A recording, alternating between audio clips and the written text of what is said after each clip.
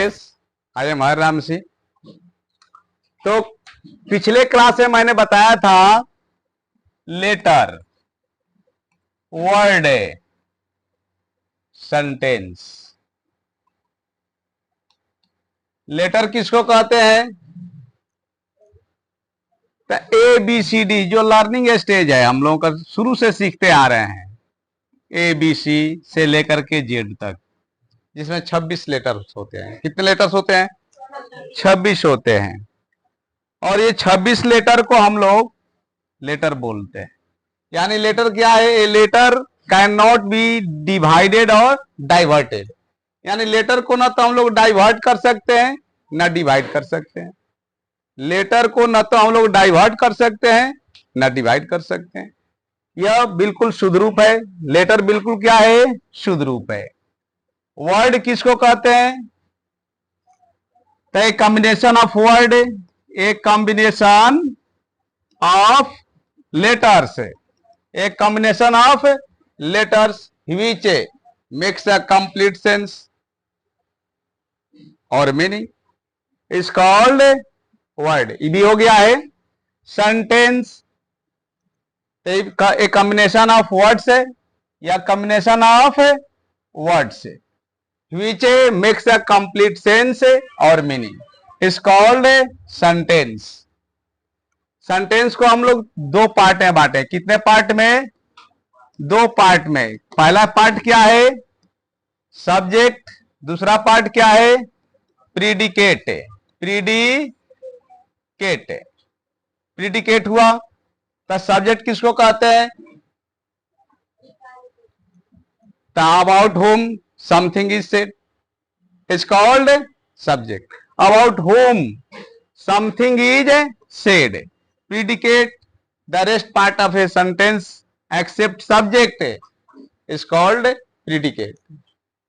या ऐसा कह सकते हैं कि about subject, about subject, about subject something is said. About subject something is said is called predicate. हो गया। About subject something is said is called predicate.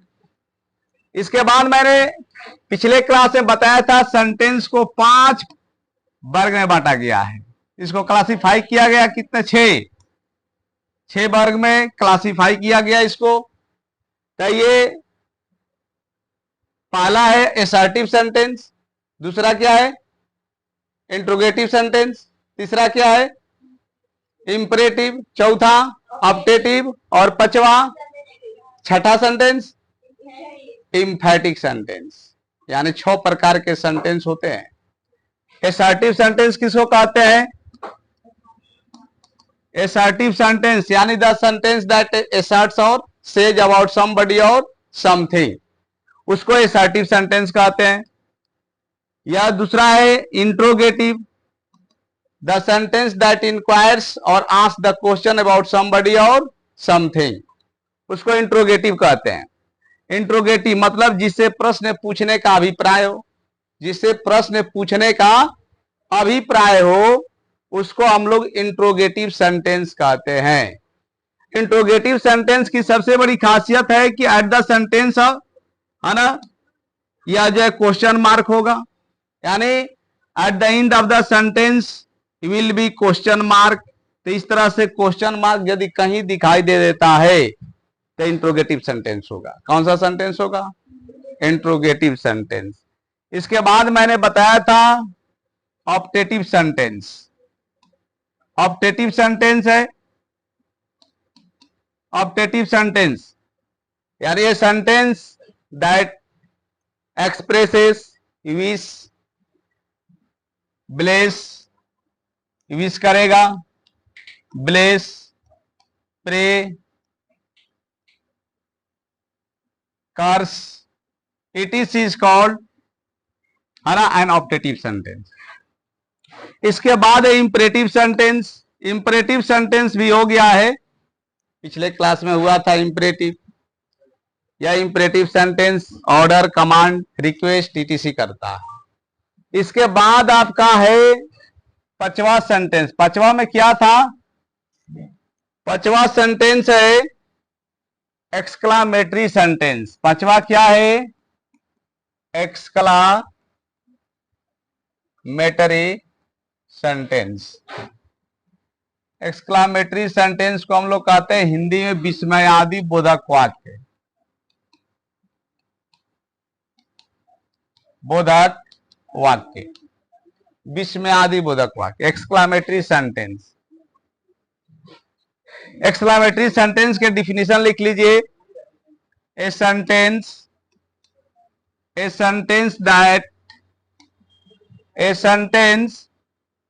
that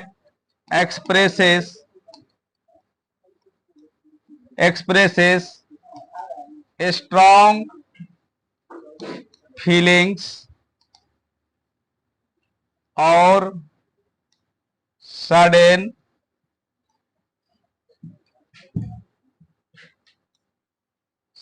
feelings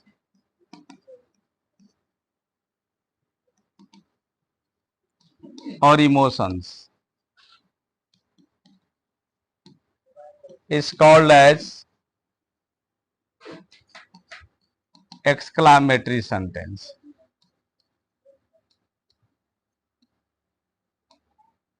यानी एक्सक्लामेटरी सेंटेंस से सडन फीलिंग्स और emotions का बोध होता है। Sudden feelings और इमोशंस, जो कुछ भी हम लोग आश्चर्य व्यक्त करते हैं, कुछ भी हम लोग आश्चर्य व्यक्त करते हैं। जैसे एकाएक कोई चीज हम लोग देखते हैं,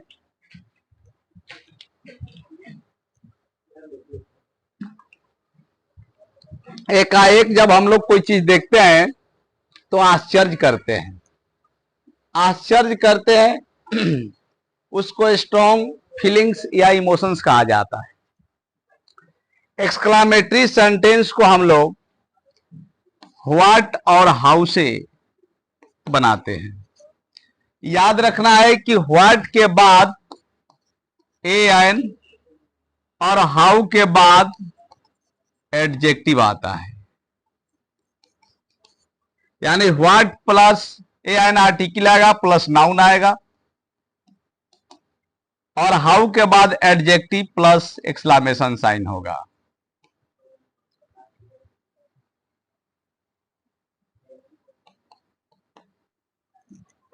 तो ये जो है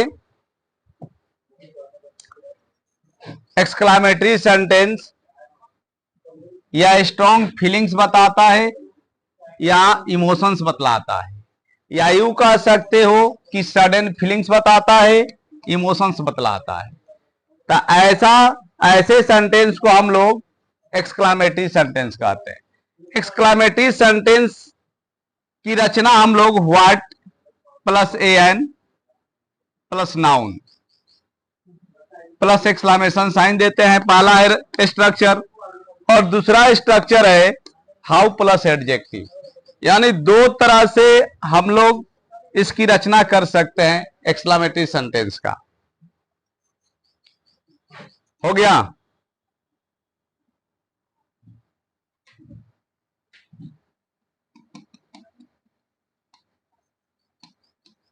एक्सक्लामेटरी सेंटेंस पहला क्या? What plus an plus noun plus note of exclamation. दूसरा स्ट्रक्चर होगा how plus adjective plus note of exclamation sign.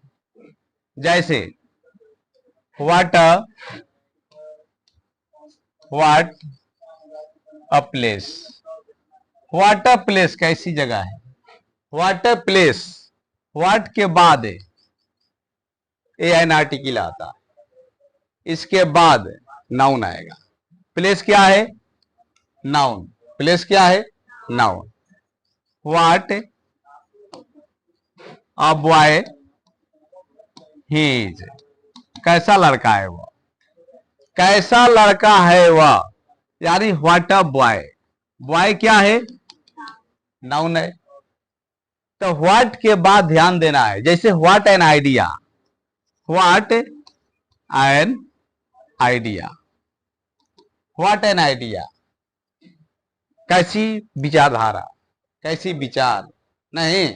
तो इस तरह से यह जो है व्हाट एन आइडिया।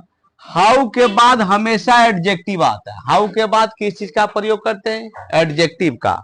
जैसे how beautiful, how beautiful she is, यानी कितना सुंदर है वह। हाउ ब्यूटीफुल लिखा, हाउ के बाद क्या आया? एडजेक्टिव। यहां व्हाट के बाद क्या आया? नाउन।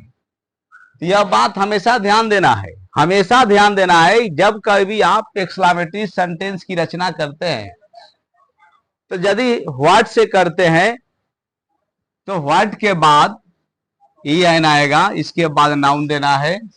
हाउ के बाद एडजेक्टिव आएगा।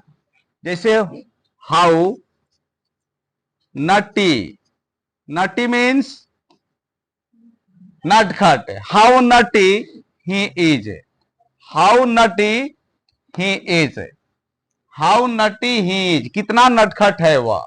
अब यही सेंटेंस व्हाट से ही बना सकते हो, तो यहां हो जाएगा व्हाट अ नटी बॉय देना होगा। यहां देखो बात समझो, कहता है व्हाट अ नटी बॉय, देखा यहां बॉय आ गया जो इसके लिए आ गया। What a nutty boy he is, he is. तो इस तरह से हम लोग है ना, व्हाट ए नटी बॉय चाहे हाउ नटी ही इज, दोनों एक ही चीज है, दोनों एक ही चीज है। सिर्फ स्ट्रक्चर में अंतर है। क्या चीज में अंतर है? एक को मैंने बनाया व्हाट से और दूसरे को बनाया मैंने हाउ से। तो व्हाट के बाद हमेशा नाउन देना, हाउ के बाद ऑलवेज एडजेक्टिव आएगा। इसके अलावे यह जो है दूसरे सेंटेंस भी आते हैं। जैसे देखिए एक्सक्लेमेटरी सेंटेंस में अलास आता है, दुख की बात है। She was no more, she was no more, दुख की बात है, वो अब नहीं रही, है ना। अलास शी इज रूइंड, है ना। ब्रेव हो, bravo, you have done well, you have done well. Hurrah है, हुरा है।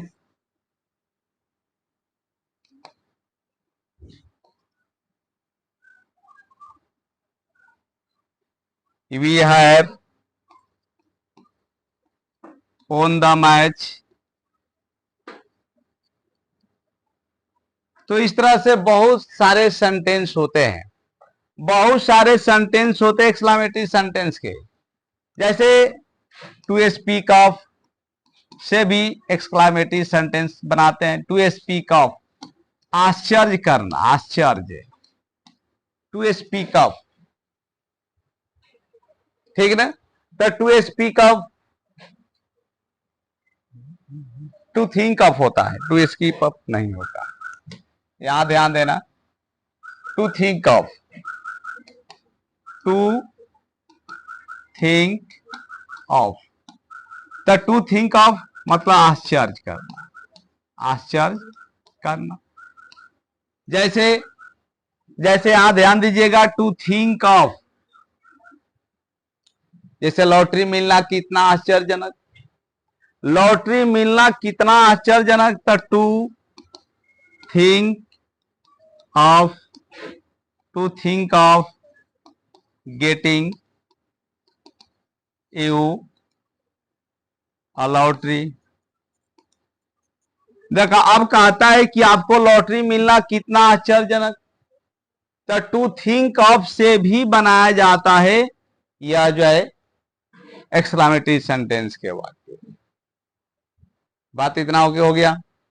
चलिए आगे बढ़ते हैं। अगला सेंटेंस एक है emphatic.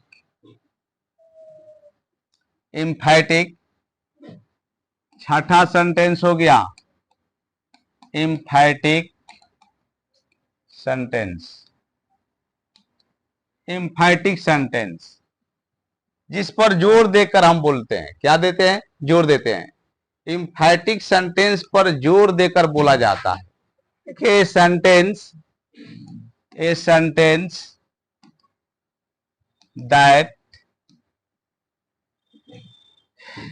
that is stressed on a word or sentence is called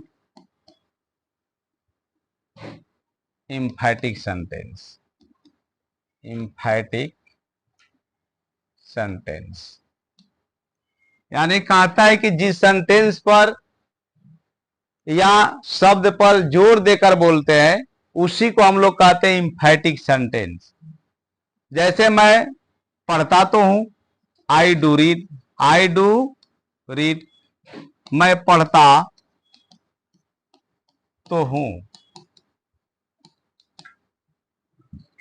I do read, मैं पढ़ता तो हूं। देखा हूं तो जो है ना, यह वाक्य पर जोर डाल रहा है।